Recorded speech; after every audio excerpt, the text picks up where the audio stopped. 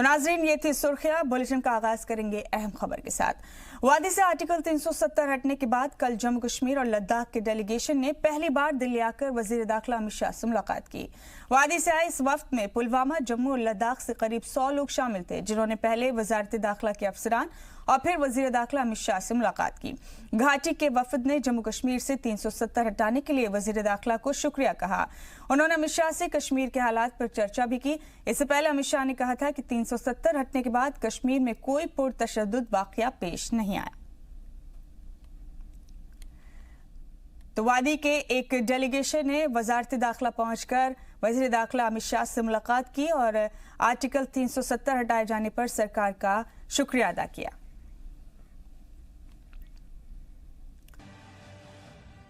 कोई बात नहीं, हिंदुस्तान का पाकिस्तान से आज वादा है। आप दहशतगर्द भेजिए, हमारे जवान उन्हें चुन चुन कर पहुंचाएंगे जहन्नुम। सरहद के उस पार जो आतंकवादी हैं वो तैयार बैठे हैं और हम भी उनके लिए इस तरफ तैयार बैठे हैं। वो इधर आएंगे, हम उन्हें रिसीव कर रहे हैं और रिसीव करके हम 2.5 फुट जमीन के नीचे उन्हें भेजते रहेंगे। जी मीडिया की ये एक्सक्लूसिव खबर पाकिस्तान की दहशतगर्दाना साजिशों को बेनकाब करने वाली है। तो तस्वीरें गौर से देखिए। ये है लश्कर का दहशतगर्द खालिद अहमद और ये है लश्कर दहशतगर्द नाजिम खोकर, दोनों के दोनों पाकिस्तानी, जिन्हें सिक्योरिटी एजेंसियों ने पकड़ा है। और दोनों दहशतगर्दों ने लश्कर के नापाक मंसूबे कबूले हैं। खलील अहमद और नाजिम खोकर ने बड़ा इंकशाफ किया है। इंकशाफ ये है कि पाकिस्तानी आर्मी के 2 ऑफिसर्स ने इन दोनों को कश्मीर में सिक्योरिटी फोर्सेस पर हमले की हिदायत दी। कश्मीर में सिक्योरिटी फोर्सेस पर दहशतगर्दाना हमले के लिए पाकिस्तान ने लश्कर के 7 दहशतगर्दों के ग्रुप को कश्मीर भेजा। 7 दहशतगर्दों के ग्रुप में 3 अफगानी और 4 पाकिस्तानी दहशतगर्द शामिल हैं। सभी दहशतगर्दों को पीओके में लश्कर के कैंप में हथियार चलाने की ट्रेनिंग दी गई। इन दोनों का मुंह इतने पर ही बंद नहीं हुआ। जब सख्ती से पूछताछ हुई तो इन दोनों ने आगे की बात भी कबूली। रावलपिंडी में पाकिस्तानी फौज के अफसर से इनकी मुलाकात कराई गई थी। रावलपिंडी में पाकिस्तानी सेना ने इन्हें 3 अफगानी दहशतगर्दों से मिलवाया। पाकिस्तानी आर्मी के ऑफिसर्स ने एलओसी के करीब खच्चरबंद लॉन्च पैड से इन्हें कश्मीर भेजा। इन दहशतगर्दों को कश्मीर में दरअंदाजी कराने के लिए पाकिस्तानी आर्मी की 3 पोस्ट जोहली, बागी, न्यू बाथला का इस्तेमाल हुआ और इन दहशतगर्दों को कश्मीर में सिक्योरिटी फोर्सेस के कैंप और काफिले पर हमले का ऑर्डर दिया गया। आप समझिए पाकिस्तान की एक कितनी बड़ी साजिश थी, जिसका पर्दाफाश हो चुका है। अब तो पाकिस्तान मुंह तोड़ जवाब का इंतजार करे। फौज हर एक साजिश का पूरा हिसाब लेगी। मनीष शुक्ला के साथ ब्यूरो रिपोर्ट, जी मीडिया। वहीं पुंछ जिले में पिछले 30 दिनों से पाकिस्तानी फौज लगातार एलओसी पर जंगबंदी की खिलाफ वर्जी कर रिहायशी इलाकों को अपनी नापाक हरकतों का निशाना बना रही है, जिसका सबूत जी मीडिया की टीम की जानिब से गांव शाहपुर का दौरा करने के दौरान दिखा। यहाँ शाहपुर गांव के हर घर पर पाकिस्तानी फौज की बर्बरियत के निशान साफ दिखाई दे रहे हैं। वहीं गाँव के साकिन साबिक फौज की बेवा शरीफा भी, जिसके दोनों बेटे कई साल पहले माइन धमाके में मासूर हो चुके हैं, उसके 3 कच्चे मकान पाकिस्तानी गोलीबारी में पूरी तरह तबाह हो गए, जिसके गम में शरीफा बी का रो रो कर बुरा हाल हो रहा है। उनका कहना है कि मेरे लिए तो हिंदुस्तान पाकिस्तान की जंग ही हो गई है, मेरे पास अब सर छुपाने की भी जगह नहीं है। ऐसा ही हाल गांव के दर्जनों लोगों का है, जिनके मकान पाकिस्तानी गोलीबारी में बुरी तरह तबाह हो गए। बीते दिन से लगातार पाकिस्तान की तरफ से जो गोलाबारी हो रही है, हम आपको बता दें कि जब से जम्मू कश्मीर में आर्टिकल 370 खत्म हुआ है, उसके बाद पाकिस्तान की तरफ से लगातार जो गोलाबारी की घटनाएं काफी तेज हो गई हैं। हम आपको बता दें कि जो कल से पाकिस्तान की तरफ से गोलाबारी हो रही है, इसमें शाहपुर में ऐसा कोई घर खाली नहीं है जिस घर में गोलियां ना लगे हों। और हम आपको बता दें कि ये जो मकान आप देख रहे हो, इस मकान का काफी नुकसान हुआ और इसके साथ इनके 2 मकान और भी हैं, जो एक ही परिवार के 3 मकान का काफी नुकसान हुआ है। ये उस वक्त अपने घर में थे और जो औरतें थी घर में किचन में खाना बना रही थी। हम आपको बता दें किचन की जो हालत बनी है, किसी तरह इन्होंने अपनी बड़ी मुश्किल से जान बचाई है। किचन है, यहाँ पे वो बैठ के खाना बना रहे थे, खाना यहीं पे पड़ा हुआ है सारा। वो देखिए इनका जो जितना भी खाना था यहीं पे पड़ा हुआ और खाना इनको खाना नसीब तक नहीं हुआ। इतनी जबरदस्त गोलाबारी थी जिससे लोगों में एक डर का माहौल जो पैदा हो गया है। लगातार जो पाकिस्तान की तरफ से इस इलाके को निशाना बनाया जा रहा है। इससे पहले भी शाहपुर में जो लगातार गोलाबारी होती थी उससे लोगों का काफी नुकसान होता था। हमारे साथ इस घर के मालिक हैं, उनसे बात करते हैं।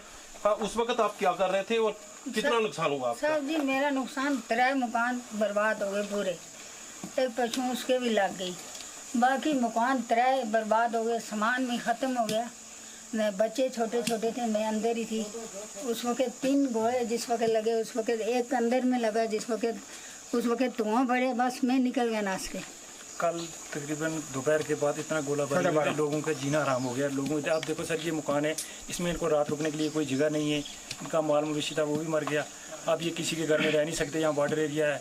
तो इनके 3 मकान थे, तीनों का नुकसान हो गया। बाकी शाहपुर में कल लोगों ने किसी ने खाना खूना कुछ नहीं खाया। मेरा नाम मीर मोहम्मद है। मीर मोहम्मद जी बताइए। जी, मैं आपसे ये इस ज़िम्मे में ये अर्ज़ करना चाहता हूँ कि आए दिन से नहीं बल्कि आज से 30 साल से कंटिन्यू ये फायरिंग होती है यार हमारे यहाँ पे।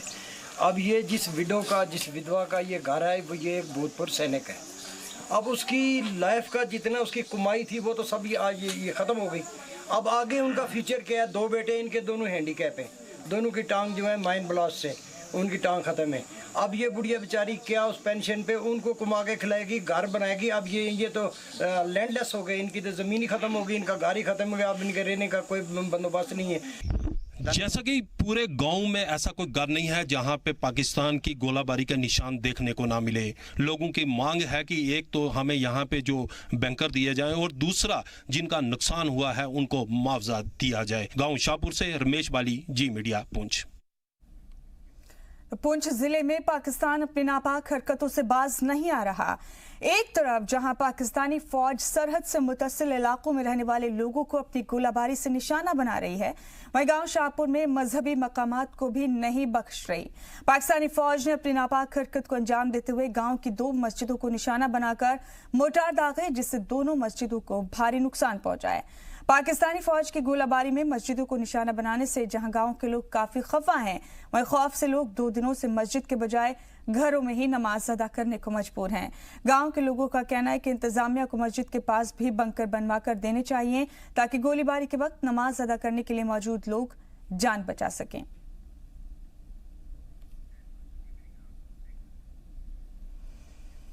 बढ़ेंगे बुलेटिन में आगे। राजौरी जिले में सरकारी अस्पतालों में वक्त की पाबंदी मुतय्यन करने के लिए जिला तरक्याती कमिश्नर राजौरी मोहम्मद एजाज असद ने सब डिस्ट्रिक्ट अस्पताल सुंदरबनी का अचानक दौरा किया। मुआयना सब डिवीजन अस्पताल सुंदरबनी से शुरू हुआ, जहां जिला तरक्याती कमिश्नर ने ओपीडी की पर्ची बनाने के लिए खुद लाइन में लगे और मरीजों को होने वाली परेशानियों को जानने के लिए लोगों से बात की। वहीं उन्होंने इमरजेंसी वार्ड, लेबोरेटरी और एक्सरे इकाई, रजिस्ट्रेशन काउंटर और ओपीडी कमरों समेत अस्पताल की कई इकाइयों की सहूलियात का जायजा लिया। जांच के दौरान एक डॉक्टर जो ड्यूटी से गैर मजाजी तौर पर गैर हाजिर पाए गए थे, उन्हें फौरी तौर से मुअत्तल कर दिया गया। जिला तरक्याती कमिश्नर ने ब्लॉक मेडिकल अफसर सुंदरबनी के खराब इंतजामी कंट्रोल को लेकर भी नाराजगी जाहिर की। जिला तरक्याती कमिश्नर ने ड्यूटी रोस्टर तैयार नहीं होने के सबब ब्लॉक मेडिकल ऑफिसर सुंदरबनी का तनख्वाह रोकने की हिदायत जारी की। इस बीच जिला तरक्याती कमिश्नर ने मरीजों से सहूलियात को लेकर बातचीत की। उन्होंने हेल्थ अफसरान को मरीजों की सहूलियात के लिए 2 और रजिस्ट्रेशन काउंटर खोलने के अहकाम भी जारी किए। ओपीडी में लाइन में लगे थे, उनसे बातचीत की गई और कुछ पेशेंट्स से बताया कि काफ़ी देर से वो तकरीबन कुछ ऐसे पेशेंट्स भी थे जिन्होंने कहा वो 1 घंटे से खड़े हैं। एसडीएस सुंदरबनी में 1 के बजाय 2 काउंटर्स ओपीडी काउंटर्स खोलने के लिए कहा गया है और मैंने इंस्ट्रक्शंस जारी की हैं। सिक्योरिटी को मॉनिटर करने के लिए जो स्टाफ मेंबर्स थे वो due to various reasons duty पर मौजूद नहीं थे, अंडर सस्पेंशन प्लेस किया गया था।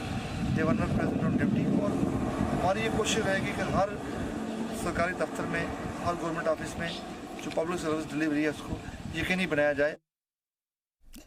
बढ़ते बुलेटिन में आगे, डोडा जिले के नौजवानों, खासतौर से लड़कियों में आईटी की ख्वानदगी और स्किल इंडिया के इकदाम को फरोग देने के लिए भद्रवाह में वाक़ई राष्ट्रीय राइफल्स की जानिब से ऑपरेशन सद्भावना के तहत 50 तलबा के लिए 3 महीने का कंप्यूटर कोर्स शुरू किया गया है। तरबियती कैप्सूल का मकसद तलबा, खुसूसन लड़कियों के माबैन आईटी की तालीम के बारे में शऊर पैदा करना है, ताकि मुल्क के दीगर हिस्सों में अपने हम मनसबों के बराबर काम कर सकें। कंप्यूटर इंस्टीट्यूट पसरी बस स्टैंड भद्रवाह में मुनक्किद कंप्यूटर ट्रेनिंग के इफ्तिताही तकरीब में जिला डोडा के मुख्तलिफ हिस्सों और उसके मज़ाफाती इलाकों से ताल्लुक रखने वाली 35 लड़कियों समेत 50 तलबा ने इंदराज किया। इस मौके पर 4RR के अफसरान और प्राइवेट इंस्टीट्यूट के स्टाफ ने फायदा उठाने के लिए तलबा की तारीफ की और कहा कि वो इसका ज्यादा से ज्यादा फायदा उठाने की कोशिश करें। इस मौके पर दाखिला लेने वाली तलबा ने खुद को बाइख्तियार बनाने और खुद इनिसार करने का मौका देने के लिए फौज की तारीफ की। बढ़ेंगे खबरों में आगे। सेब का सीजन और सप्लाई गुज़िश्ता साल के मुकाबले 2 गुना हुआ है, जिसका इंकशाफ हॉर्टिकल्चर के डायरेक्टर एजाज अहमद भट्ट ने जी मीडिया को इंटरव्यू देते हुए कहा। उन्होंने कहा कि मरकज से एक लेवल टीम यहां पहुंच रही है और सेब की ज्यादा फराहमी के लिए मजीद पॉलिसीज ज़ेरे गौर है। महकमा हॉर्टिकल्चर इस साल कितना प्रोडक्शन दे पाया और कितना फैसिलिटेट कर पाया आम लोगों को अपना जो मेवा है बाकी रियासतों तक पहुंचाने का, बात करने के लिए हमारे साथ मौजूद हैं डायरेक्टर हॉर्टिकल्चर एजाज अहमद भट्ट साहब। सर, बहुत बहुत शुक्रिया जी मीडिया से बात करने के लिए। सर, अगर हम अभी तक की बात करें तो पिछले साल और इस साल में कितना अंतर आप अभी तक देखते हैं और कितना अभी तक ये सफ़र जो है आराम से चल रहा है? अगर हम बात करेंगे एक्सपोर्ट की तो एक्सपोर्ट कंपेयर अगर करेंगे लास्ट ईयर से, इस साल आज की डेट तक 1,50,000 मीट्रिक टन जो सेब है वो गया है, जो ट्रक लोड के हिसाब से 14,000 ट्रक बनता है, जबकि लास्ट ईयर ये 9,000 ट्रक लोड ही था और ये 88,600 मीट्रिक टन ही लास्ट ईयर गया था। तो अगर इस हिसाब से कंपेयर करेंगे तो इस साल लास्ट ईयर से ज़्यादा गया है, क्योंकि ये जो हाई डेंसिटी का आया है पिछले 1-2 साल से प्रोडक्शन ये साल ब साल बढ़ती जा रही है और इस वजह से अर्ली ये हार्वेस्टिंग होता है और ये अर्ली बेचना पड़ता है। बाकी जो पीयर जो है वो 1 लाख मीट्रिक टन या दूसरी वैराइटीज़ वो तो पिछले साल से प्रोडक्शन तो ज़्यादा ही है, मुझे लगता है 5-10% ज़्यादा ही है पिछले साल से प्रोडक्शन इस साल। तो अगर FCI भी उसमें रोपिन किया गया, अगर उनको भी कहीं भी ज़रूरत पड़ेगी उनकी भी तो उनकी भी वो सर्विस ली जाएगी। एक आखिरी सवाल होगा, जैसा 15 सितंबर से हमारा जो फसल है मेवा का वो तकरीबन तैयार हो जाएगा, क्योंकि फर्स्ट फेज़ में आराम से फ्रूट चला गया, क्या इसके लिए भी रोड मैप तैयार किया गया है किस तरह से मंडी और बाकी रियासतों तक पहुंचाया जा सके?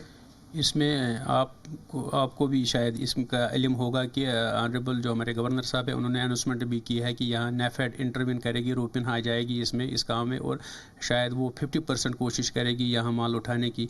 उनकी टीम कल से आ रही है, वो उनके साथ मोटर्स या दूसरी जो भी उनके साथ करना है डिस्कस या कैसे होगा मोटर्स ऑपरेंडी क्या करना है कैसे लेना है, वो यहाँ ऑफिस कायम करके वो चीज़ें सब देख लेंगी, खुद यहाँ से मायना मुलाहिजा करके डिस्कस करके सरकार से वो चीज़ें तय हो जाएंगी। बहुत बहुत शुक्रिया। डायरेक्टर हॉर्टिकल्चर एजाज अहमद भट्ट के मुताबिक रवां साल का जो फ्रूट का जो फर्स्ट फेज़ था वो आराम से मंडियों तक पहुंचा और हौसला अफजा बात यह है कि फ्रूट जो वहां पहुंचा है वो इस साल का प्रोडक्शन बहुत ज़्यादा है, क्योंकि दूसरा प्रोडक्शन हज़रत बली बलखेरिन के बाद जो हमारा यहाँ से 15 सितंबर से बहुत ज़्यादा प्रोडक्शन हमारा तैयार होगा, उसके लिए भी लाहेअमल तरतीब देने के लिए रियासती गवर्नर के जो अहकामात हैं वो सादिर कर दिए गए हैं और ये देखना होगा कि किस तरह से इस फ्रूट को इस मुश्किल दौर में आम जगहों से निकालकर उस जगह तक पहुंचाया जाए जहां पर इसका खरीदार तैयार होगा। फारूक वानी के साथ Tajamul Islam, Zee media, Srinagar, Kashmir. Jammu Kashmir pharmacist association की जानिब से प्रेस कॉन्फ्रेंस का इनेकाद किया गया। इस दौरान जम्मू कश्मीर फार्मासिस्ट एसोसिएशन के प्रधान सुशील सूदन का कहना था कि हरियाणा में फार्मासिस्ट अपने हक की लड़ाई लड़ रहे हैं और उनका साथ देने के लिए हम उनके साथ खड़े हैं। वहीं काली पट्टियां बांधकर 5 तारीख को काम करेंगे। अपनी कुछ मांगों का जिक्र करते हुए उन्होंने सरकार से अपील की है कि उनको जल्द बहाल किया जाए, वरना उनको आंदोलन का रास्ता अपनाना पड़ेगा, जिसकी जिम्मेदार सरकार होगी। मैं Sushil Sudan, president Jammu Kashmir government pharmacist association. पिछले कुछ अर्सा से हमारे हरियाणा के जो फार्मासिस्ट हैं वो स्ट्रगल पर हैं। हम उनकी सपोर्ट में 5 तारीख को ऑफिस आवर में ब्लैक बैजेस और कश्मीर में सख्त हालात का सामना करने के बाद सयाहत में फिर चांद डालने की कोशिश शुरू हो चुकी है। सयाहत के कारोबारियों की एक बार फिर उम्मीद जग उठी है क्योंकि इंतजामिया विंटर सयाहत के लिए तैयार है। मरकजी हुकूमत की जानिब से 370 को हटाने का फैसला करने से पहले रियासती सरकार ने सयाहों से घाटी को खाली करा लिया था, लेकिन हालात मामूल पर लौटने के साथ ही सयाहत से जुड़े लोगों को टूरिज्म के शोबे में थोड़ी उम्मीद दिखाई देने लगी है क्योंकि इंतजामिया सयाहों को घाटी में वापस लाने की तैयारी कर रहा है। आइए देखते हैं वहां सयाहत से जुड़े लोग कैसे रद्द-ए-अमल दे रहे हैं। देखिए, रिवाइवल की अगर हम बात करें, जो कश्मीर की प्रेजेंट सिचुएशन है उसमें हमारा जो मैं पर्टिकुलरली टूरिज़म के बारे में अगर कहूँगा तो पहला काम जो गवर्नमेंट को करना पड़ेगा, जो एडवाइजरी उन्होंने रखी कश्मीर ना जाने की, उसको वापस ले लें। तो उसमें उससे कैसा होगा कि टूरिस्ट में कुछ आश्वासन आ जाएगा, नहीं शायद हालात ठीक हो रहे इसीलिए एडवाइजरी वापस ले ली गई। और सबसे अहम चीज़ जो उसमें अभी है, जो टेलीकम्युनिकेशन जो उन्होंने बंद रखी है, चाहे मोबाइल सर्विस हो या लैंडलाइन सर्विस हो, तो वो बहाल करनी पड़ेगी सो दैट कि हम अपने एजेंट्स जो बाहर हैं उनसे बात कर पाए, उनको यहाँ की सिचुएशंस को बता सकते हैं, या वो अपने मतलब गेस्ट के साथ बात कर सके, नहीं जी वहाँ पे हमारे बंदे हैं। तो ओबियसली जो विंटर टूरिज़्म है, विंटर के लिए फिर थोड़ा बहुत हमें ये रहेगा, होप रहेगी कि शायद रिवाइव हो जाए। तो जम्मू में आज कांग्रेस के सीनियर लीडरान की मीटिंग हुई जिसमें रियासत के मौजूदा हालात को लेकर चर्चा की गई। रियासत में पाबंदी और बंदिशों के सबब लोगों को मुश्किलात का सामना करना पड़ रहा है और उन मुश्किलात का किस तरह से हल किया जाए ताकि लोगों के बिजली, पानी और कई तरह के मसाइल को हल किया जा सके। इस मीटिंग में कसीर तादाद में कांग्रेस कारकुनान और लीडरान ने शिरकत की। एक महीने बाद हम हर 3 तारीख को मिलते हैं और जो लोगों की समस्याएं हैं उसके साथ साथ जो ग्रास रूट लेवल से हमारे वर्कर फीडबैक देते हैं, जिस तरह की करंट सिचुएशन डेवलप हुई है उसकी फीडबैक लेते हैं कि क्या ज़मीन पे लोगों की क्या फीलिंग है। और उसके साथ साथ जो बेसिक कम्युनिटीज़ हैं जैसे बिजली है, पानी है, उसकी जो दिक्कतें हो रही हैं। हम सब लोग जानते हैं जिस तरह से इस गर्मी के मौसम में 8-8, 9-9 घंटे अनशेड्यूल्ड पावर कट्स यहाँ दिए जा रहे हैं। पानी की समस्या है, 25-25 दिन एक एरिया में पानी नहीं आता। राशन की दिक्कत लोगों को हो रही है। तो इन सब दिक्कतों से किस तरह से एडमिनिस्ट्रेशन के साथ उसको टेकअप किया जाए और किस तरह से कांग्रेस आम आदमी की आवाज़ बने, उनके साथ खड़ा रहे। क्योंकि हमारे बहुत सारे इलाकों से, तकरीबन इसमें जम्मू शहर के तीनों कॉन्स्टिट्यूंसी से लोग आते हैं, हमारे ब्लॉक प्रेसिडेंट, वार्ड प्रेसिडेंट आते हैं। वो समस्याएं बता रहे हैं कि लोगों को पानी का, पीने का पानी नहीं है, जहाँ आ भी रहा है तो गंदा पानी आ रहा है, बिजली की बहुत बड़ी समस्या है, बेरोजगारी की समस्या है। तो इन सारी समस्याओं को लेके वो हम चर्चा कर रहे हैं और किस तरह से कांग्रेस पार्टी को ग्रास रूट लेवल पर मजबूत किया जाए। बढ़ते आगे, मुख्तलिफ नहरों से पत्थरों और रेत के गैर कानूनी तौर पर निकालने पर पाबंदी के बावजूद जिला रामबन के कुदरती आबी गुजरगांव में पाए जाने वाले पौधों और हैवानात को तबाह किया जा रहा है। इत्तलात के मुताबिक रामबन के इलाके हारोग में गैर कानूनी तौर पर खुदाई का काम जारी है, जहां निजी ठेकेदार हारोग संबर रोड पर नहरों से पत्थर, रेत और बजरी की खुदाई कर रहा है, लेकिन इंतजामिया खामोश है। और दूसरी जानिब से नदी के अंदर से खुदाई बहुत परेशान कुन है क्योंकि इससे मछलियां मर रही हैं, जिसकी वजह से मज़कूरा इलाके के दर्जनों मकामी अफराद बेरोजगार हो गए। लेकिन माहीगीर, जंगल आलूदगी कंट्रोल बोर्ड, आबपाशी, सैलाब कंट्रोल, ज़रई और बागवानी के शोबे खामोश हैं। हारोग के अवाम ने मुतालबा किया है कि ठेकेदारों के खिलाफ कानूनी कार्रवाई की जाए और संबर के खुश्क प्लॉट पर पाबंदी आयद की जाए ताकि माहौल को आलूदगी से बचाया जा सके।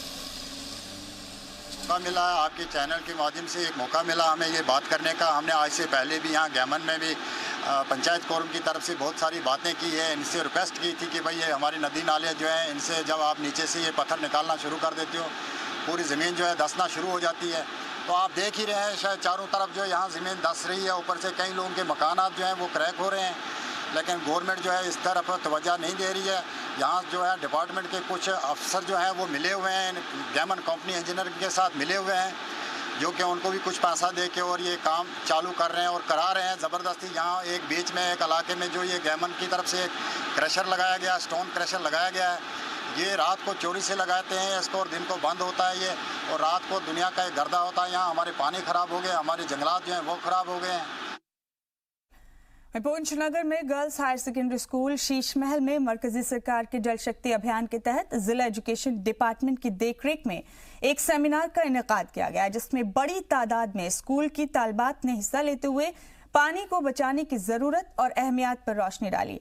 बारिश के पानी के तहफ़्फ़ुज़ और इसके इस्तेमाल पर अपने अपने ख्यालात का इजहार करते हुए तलबा को पानी के ताल्लुक से बेदार किया गया। इस मौके पर एजुकेशन डिपार्टमेंट के अफसरान के साथ बड़ी तादाद में असातिज़ा भी मौजूद शरीक रहे। इस मौके पर जल शक्ति अभियान पर सेमिनार के इनेकाद के बारे में जानकारी देते हुए मुंतज़िमीन ने बताया कि मरकजी हुकूमत की जानिब से चल रही पानी बचाने की मुहिम को सरकारी और गैर सरकारी स्कूलों में कई किस्म के प्रोग्राम का इनेकाद किया जा रहा है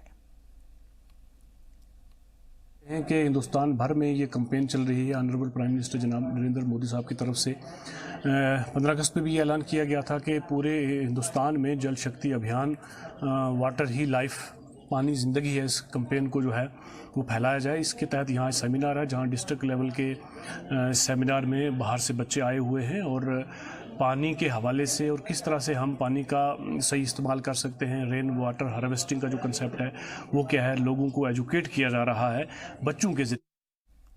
और आपको बता दें कि लद्दाख बुद्धिस्ट एसोसिएशन जंस्कार की जानिब से एक प्रेस कॉन्फ्रेंस का इनेकाद किया गया।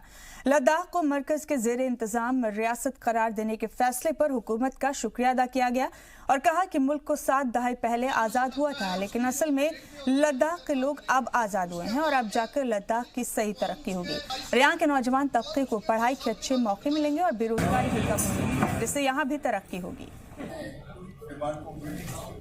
मैं Sushil Sudan, president Jammu Kashmir government pharmacy association, पिछले कुछ अर्सा से जम्मू कश्मीर के गवर्नर सत्यपाल मलिक ने लद्दाख फेस्टिवल का इफ्तिताह किया। वाज़ेह हो कि फेस्टिवल में कल्चरल प्रोग्राम का एहतमाम किया जाता है। इस दौरान फनकार लद्दाख के रिवायती अंदाज में नाचते हैं और अपने फन का मुजाहिरा करते हैं।